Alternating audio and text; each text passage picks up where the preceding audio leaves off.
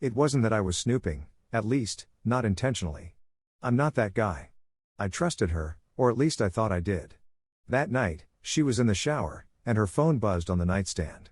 We'd been going through a bit of a rough patch, work stress, miscommunication, the usual. But nothing major, nothing that made me think this was a possibility. Still, something about that buzz tugged at me. It wasn't even a rational thought, more like an instinct, a quiet whisper in the back of my mind. Check it. I hesitated. She'd hate if she knew I was even considering it. We had an unspoken rule about privacy, but the screen lit up again. Her ex's name stared back at me, bright against the dim room. I froze.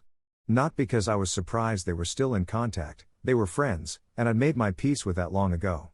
But this wasn't the usual harmless catch-up or meme exchange. His message read, "Had a great time last night. Same place next week?" A pit opened in my stomach. My hands moved on their own, and before I knew it, I had her phone unlocked. Scrolling back, my breath caught in my throat as I saw their messages. It wasn't just one dinner or a casual drink. They'd met several times, and not just for coffee. Flirty, teasing words. Plans made, carried out, and relived. They talked about things they'd done that I didn't even know she liked. And there it was, confirmation that my wife, the woman I'd been building a life with, was sleeping with her ex. I heard the shower turn off. My mind raced, and I quickly put her phone back where I found it, like I hadn't just had the ground ripped out from under me. But in that moment, something in me shifted. I wasn't the same man I was 5 minutes ago. The old me would have confronted her right then and there, demanded answers, maybe even begged for an explanation. But this version of me, the one standing in our bedroom with a head full of betrayal, had other ideas. I should have felt something. Anger, pain, maybe sadness. But the truth is, I just felt cold. Numb. Like a switch had flipped inside me, cutting off everything except one thought: I need to handle this my way. As she walked back into the room, towel wrapped around her, smiling at me like nothing was wrong, I didn't react. I played my part, pretended I hadn't just seen messages that would have shattered most men. She leaned in, kissed me on the cheek, and I kissed her back. The whole time, I kept replaying her words with him in my head, the teasing messages, the innuendos, the things I'd never imagined she'd say to another man. The worst part? She was so casual about it, like she wasn't even worried she'd get caught. Maybe she thought I'd never find out. Maybe she thought I was too trusting, too blind to see what was happening right under my nose. But she underestimated me. For days, I acted like nothing had changed.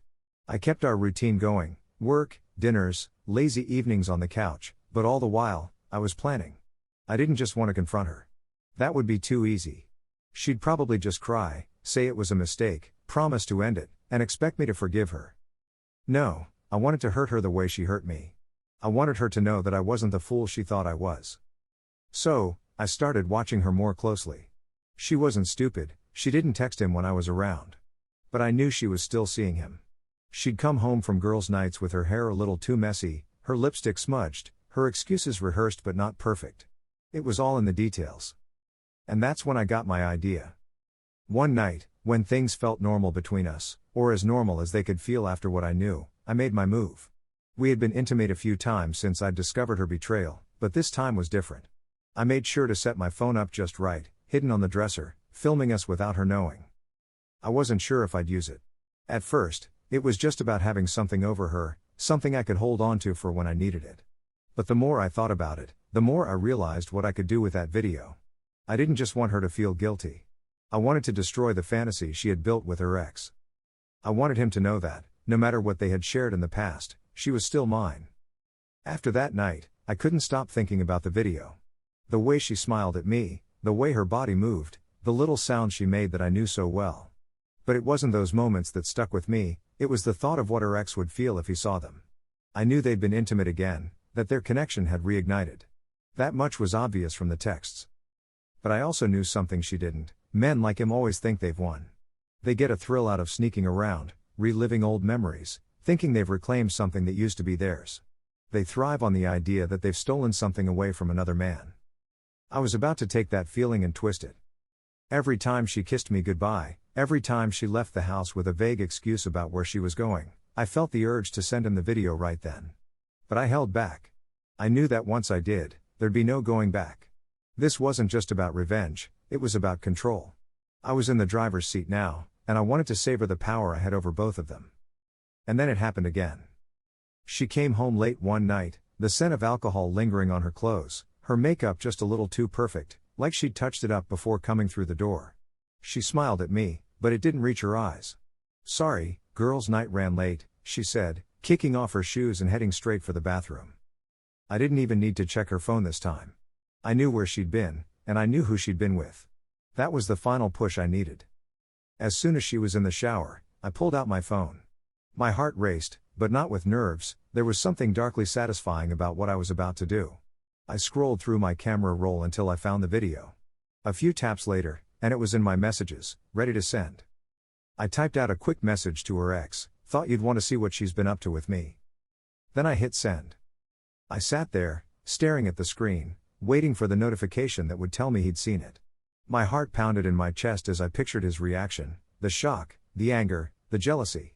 I imagined him watching the video, seeing her with me, realizing that he wasn't the one in control. In that moment, it wasn't about her anymore. It was about the game I was playing with him, about showing him that he wasn't the winner he thought he was. But as the seconds ticked by, I couldn't help but wonder how this would all play out. After sending the video, the waiting was the hardest part. My phone sat on the table, screen dark, but I couldn't stop staring at it. Every vibration, every buzz, had my pulse spiking, wondering if it was him, if he'd seen it yet. I had no idea what he'd do. Was he the type to confront her immediately? Would he ignore it, pretend like nothing happened? Or worse, would he come after me? But as the minutes dragged on, it was my wife's behavior that I started to notice. She was acting different. Subtle things at first. She didn't cling to me the way she used to after her nights out. No long, affectionate kisses. No playful touches.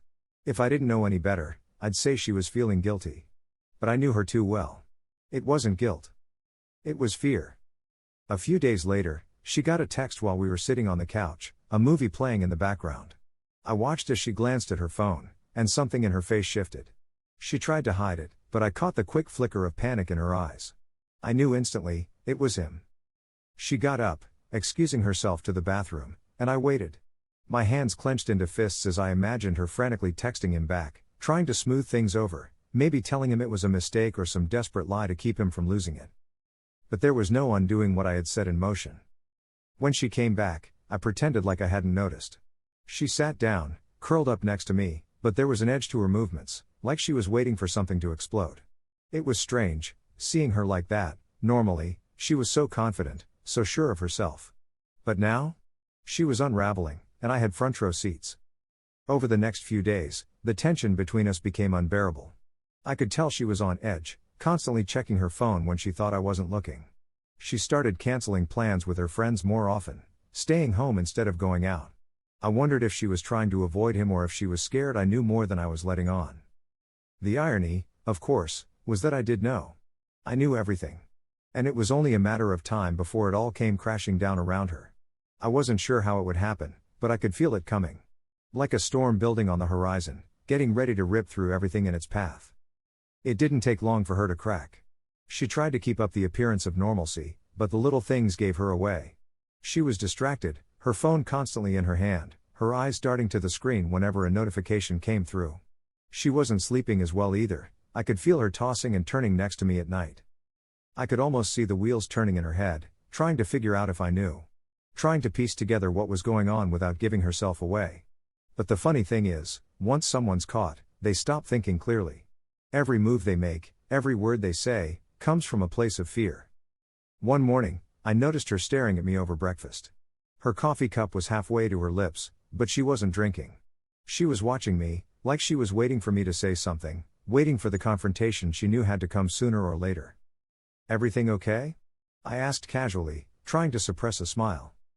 She blinked, her expression snapping back to something neutral. "Yeah, of course. Why wouldn't it be? Just seems like you've been distracted lately. Anything on your mind?" For a split second, I saw the panic in her eyes again. She was weighing her options, trying to decide how much to reveal. But then she gave me a soft smile, one that didn't reach her eyes, and said, "No, just work stuff. You know how it is." I nodded, pretending to believe her. But inside, I was watching her unravel in real time. It was almost too easy, watching her squirm, knowing that she was trying to keep up the lie, trying to balance everything when her world was teetering on the edge of collapse. A few days later, it all started to come apart. She got a call from him while we were sitting on the porch one evening. She didn't answer it, but she glanced at the screen and quickly put her phone face down on the table, acting like nothing had happened. But I'd seen his name. And I could tell from the way she clenched her jaw that something was wrong. I wanted to ask her about it right then, push her to the breaking point, but I held back. There was something satisfying about watching her slowly spiral out of control, her carefully constructed facade crumbling with every passing day. And then, that night, I heard her crying in the bathroom. She didn't know I was awake. I didn't go to her. I just lay there, listening to her muffled sobs, knowing that whatever was coming next, she wasn't prepared for it. Neither was I. The next day, I could feel it, something was about to break. I hadn't planned on confronting her, not yet, but she pushed me into a corner. It was a quiet Sunday afternoon, and we were both home, trying to pretend everything was normal. She had been unusually quiet all morning, her fingers twitching nervously every time her phone buzzed. I could tell she was barely holding it together, like every sound was setting her on edge. And then it happened. She was in the kitchen, scrolling through her phone while making lunch. I was sitting at the table, watching her, when her face suddenly drained of color. I knew instantly that it was him, her ex. I stood up, walked over casually, and without a word, grabbed her phone out of her hand. "Hey," she shouted, but I ignored her. I unlocked the phone, it wasn't like I didn't already know the password, and opened her messages. Sure enough, there it was. A new message from him: "We need to talk about this video." What the hell were you thinking? Her face paled even more, her mouth opening and closing as if she wanted to say something, but no words came out. I could see the panic flooding her, like a dam breaking. I stared at the screen for a moment before slowly turning to face her. "What video, babe?" Her eyes were wide, her chest rising and falling with quick, shallow breaths. She looked like she might faint right there in the kitchen. I can explain." "Can you?" I cut her off, my voice calm, controlled, even though my pulse was racing. "Because from where I'm standing, it looks like you've been having quite the conversation with him. Or should I say, conversations." Her hand shook as she reached for her phone, but I stepped back, holding it just out of her reach. "Please," she whispered, her voice trembling. "It's not what you think." I couldn't help but laugh at that. Not what I think? She had no idea how much I knew, how long I'd been playing this game. She still thought she could talk her way out of it, like this was just some misunderstanding. "Really?" I said, raising an eyebrow. "Because I think you've been seeing him behind my back. I think you've been sneaking around, lying to me, and now he knows about us too." Her face twisted with confusion, then realization. She wasn't just panicking anymore, she was terrified. "You didn't?" she started, but her voice trailed off, as if she couldn't even bring herself to finish the sentence. "Oh, I did," I said, my voice low, almost a whisper. "I sent him the video. He's seen everything." For a moment, the room was dead silent. The only sound was her breathing, ragged and uneven. She looked like she was about to break, like the weight of what I'd done was finally crashing down on her. "I can't believe you," she said, her voice shaking with anger and fear. "How could you?" "How could I?" I interrupted, stepping closer, my face inches from hers. "How could you? How could you betray me like this? Did you think I wouldn't find out? That I wouldn't notice you sneaking off to see him?" Her lips quivered as she opened her mouth to respond, but nothing came out. She looked so lost, so broken in that moment, that for a brief second, I almost felt sorry for her. Almost. But I wasn't done yet. She stood there, speechless. For once, there was no lie, no excuse ready to slip from her lips. Just raw panic. I watched her crumble before me, knowing there was nothing she could say that would undo what had happened. "What did you think was going to happen?" I asked, my voice steady but cold. "Did you think you could just keep seeing him, and I'd never figure it out? Or were you planning to leave me for him? Start all over?" She shook her head, her eyes filled with tears, but still, she said nothing. I could see her mind racing, desperately trying to figure out a way to salvage the situation. But there was no saving this. She knew it. I knew it. Finally, she managed to whisper, "I'm sorry." I wanted to laugh. Sorry. Such a small word for the damage she'd done. It wasn't enough. It would never be enough. But at that moment, I realized I didn't care about her apology. This wasn't about forgiveness or even closure. This was about control, about making her feel the way I had felt when I discovered the truth. But as I looked at her, standing there so broken, something inside me shifted. The anger, the coldness, it was still there, but it felt different now. Less like rage, more like a strange sense of victory. I had done what I set out to do. I had flipped the power dynamic, made her realize she wasn't in control of this affair, or of me. And now, there was nothing left to do but watch. I picked up my phone again, scrolling through the conversation with her ex. He hadn't responded since the video, but I knew it was only a matter of time before he did.